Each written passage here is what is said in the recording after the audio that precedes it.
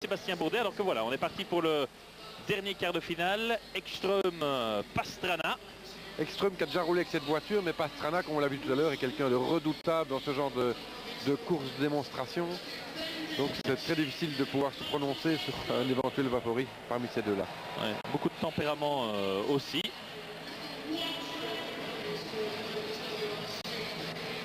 Le stade de Wembley qui a été ouvert à 9 h du matin. On est arrivé un peu après nous et il y avait déjà du monde. Hein. Il y avait déjà des files. Il y avait déjà des files de gens qui attendaient pour rentrer dans le stade. Pourtant, comme on l'a dit tout à l'heure, croyez-moi, il fait froid. Donc attendre comme ça toute la journée, c'est incroyable. C'est ça.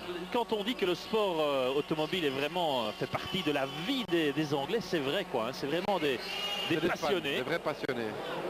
Voilà, on est parti et pourtant il y avait de belles choses à la télévision anglaise. Hein. Il y avait des matchs de foot avec Liverpool, Manchester, Arsenal, Chelsea, etc. D'ailleurs, on voyait dans les buvettes ici aux alentours, même dans le stade, là aux alentours, ils avaient des écrans géants avec les matchs de foot.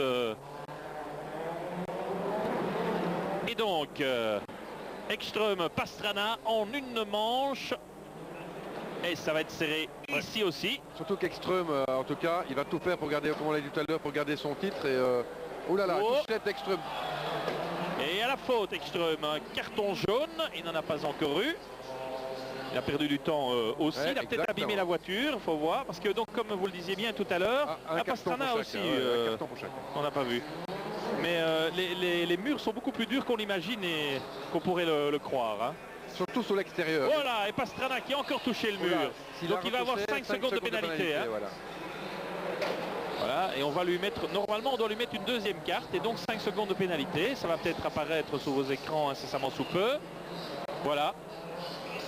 2 cartons jaunes, 5 secondes de pénalité. Donc si Ekström ne sort plus, voilà. Eh bien il a course gagnée.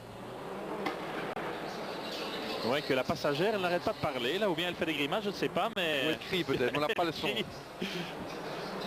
n'a pas l'air d'être très à l'aise. Dernier tour maintenant. Dernier tour, donc Ekström, il doit gérer simplement son avantage. Mais il ne le sait pas, je pense qu'il n'est pas, pas averti, donc... Regardez le frein à main, on voit les petits coups de frein à main qui sont donnés pour provoquer le glissade du train arrière de la voiture. Voilà. Ekström qui termine à l'aise en plus des 5 secondes qu'il va récupérer. Voilà, victoire d'Ekström sans problème. Regardez l'écart sans même les 5 secondes. Hein. Exactement. 2 secondes 7 plus 5 secondes. Ça fait une énorme différence.